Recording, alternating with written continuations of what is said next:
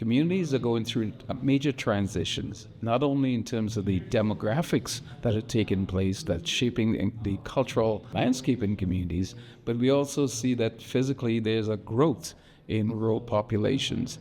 Not a lot of people probably realize this. Cochrane has been growing at an alarming rate. In fact, our community has doubled in size in the last decade. And with that growth brings a lot of pressures, but one of the most awesome things it has brought to our community is diversity. I came to High River back in 1988, and I could walk around the streets and felt like I was very prominent as being very visible. Now when I look at Okotoks, I look at High River, there's such an influx in ethnic people, and I think that's one of the biggest changes we're seeing as well. Some of the things we're doing as an organization and as a community has been to start to build out departments and facilities that can really help with cultural identity piece of bringing those communities into our city and into our lives and integrate them and help them feel at home. Canada historically has grown in the immigration space and has had a lot of its population come from various immigration programs. There are different streams or different ways that employers can get access to employees. And so employers find this as a very important tool to support their workforce needs. My wife and I currently own Beaver Dam Nursery.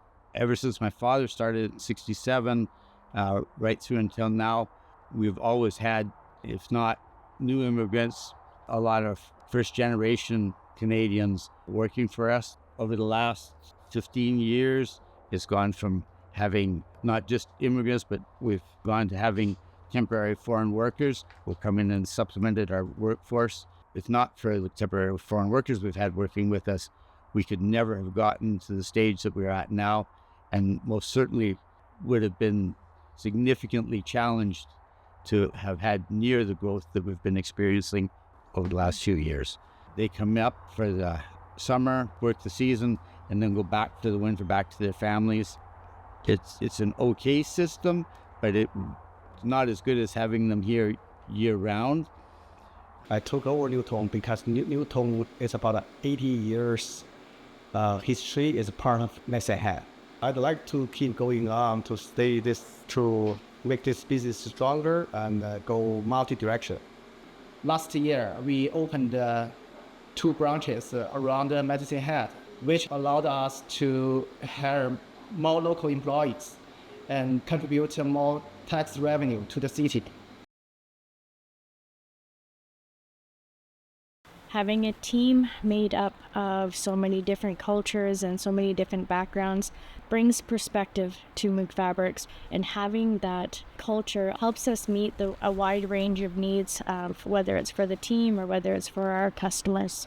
Having this type of culture allows us a culture where we get to learn from each other, building that culture of inclusion where people feel valued. I like that we have people working from outside Canada, that we can try to communicate in different languages. We try to help each other. I feel already that I'm working just 4 weeks, but I feel like I'm working here forever. While there's been tremendous opportunities for newcomers, now you have a population that wasn't always prepared to accept people from different backgrounds. And I think we always have to keep in mind that while there are many people that embrace newcomer settlement, or newcomers settling in these communities, there are also those people who are still grappling with the notion of their communities undergoing these changes. I think that one challenge that immigrants and refugees face is a community where there are a lot of people with good intentions and who want to be kind, but they kind of make a lot of assumptions. For example, there have been people that have come up to me or my immigrant friends and they say, "Oh, I think I know you. You work at that cleaning place." Or they say things like, "You've got pretty good English." I think this is because so many people assume that immigrants and refugees aren't skilled or can't speak English well, and yet over 30% of permanent residents actually got selected to come to Canada because they were highly skilled and had excellent English. But the crazy thing is that those doctors and nurses and electricians and tradesmen that we really need in rural communities become and then struggle to get their credentials recognized or struggle to get into the workforce. The temporary foreign worker system right now brings them in to do the job, and then instead of saying there is a reward for doing this over a certain number of years and you have the chance to bring your family up into a safer environment or a more economically advantageous environment, instead they're stuck. I have one employee who's working here, does my watering, and he works here for 6 months of the year. He makes more money in those 6 months than his 2 sons make in a year. The one son is a mechanical engineer down in Mexico, and the other son is a civic engineer. That tells me that our system is missing some huge opportunities to bring up some skilled people just because we're either not acknowledging their degrees or we're missing it on the earlier generation. Perhaps we should start thinking about that and start saying, if our young people don't want to do certain jobs, don't say it's because some immigrant from somewhere has come in and taken the job. Acknowledge the fact that we didn't want to. There is a significant international student population, and so these individuals are minors, and in many cases, they have their parent or parents come with them who are here on visitors' visas. And essentially, it's expensive and they can't work. So then they're struggling to make ends meet, and it's a real burden on them, but they obviously want to be here to support their child. Also, I think there's probably some misconceptions around, what is possible to do on a visitor's visa, and, can a visitor's visa be like a jumping off point into getting residency at some point? And, that's not the case. And a lot of these folks are taking, English classes at the local library, which is wonderful that the community can support in that way, but it's a struggle. And there have been a few organizations in the community who've been approached by these parents on these visas and trying to figure out, okay, well, how can they earn money? Can they start a business and this and that? Again, they come up against the same barrier, which is, their status and their restrictions.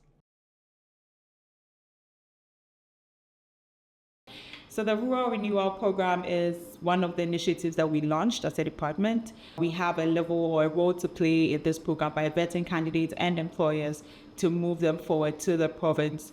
The focus of this program was to help support and retain existing workers in the community and help to attract employees in areas that are really hard to fill. So we've worked with pharmacies to try and support them to hire pharmacists from out of country. We've done support for food service businesses that already had existing employees. We had an employment mentorship program for a few years, and the lead for that program told me that most employer mentors that got matched with an immigrant employee was actually shocked that those people weren't hired.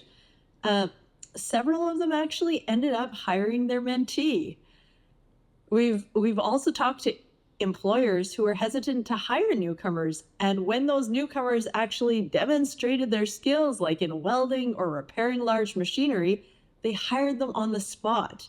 So Cochrane Immigrant Services Committee, our role here is to welcome the newcomers in Cochrane as well as refer them to the different service agencies according to their needs. We do have different newcomer events that's happening the whole year round. The biggest event that we do every year, which is what we call Culture Fest. Culture Fest is celebrating the different cultures represented here in Cochrane. Last year we had about 24 cultures here. We have the Welcoming Aidry, which is a group of service providers serving newcomers, which we sit and we talk and discuss how we can better serve the population that's coming to Aidry, because it is becoming more and more diverse. We host an annual event at Airdrie called Airdrie Culture Fest. Airdrie Culture Fest is a place where everybody can bring their culture. It's a great event for somebody who may be a newcomer to Canada or a newcomer to Airdrie to feel like they belong in our city. I'm with the town of Strathmore FCSS under a special cultural grant. The grant was a 2-year position, and during that grant I've been able to help different newcomers in the community. We held the first Métis event ever on November 16th, which is Métis Day. It was the first time that Métis Nation was recognized in Strathmore, and we also are recognizing Inuit as well. We celebrated Inuit Day last year for the first time as well. I am proud to recognize all cultures, Indigenous, which is First Nations, Métis, and Inuit, and everyone else. We found 57 different cultures in the town of Strathmore and counting. Events like this, it's helped me feel more comfortable inside the community because it's helped me a lot with improving my English skills and made new friends here. So it's helped me a lot. For the CCIS, I think it's a good organization. They help me a lot. Everything that we need, such as when I first came here, she brought me to the open account, social security number, and language, everything we need, taxes, everything. Thank you so much.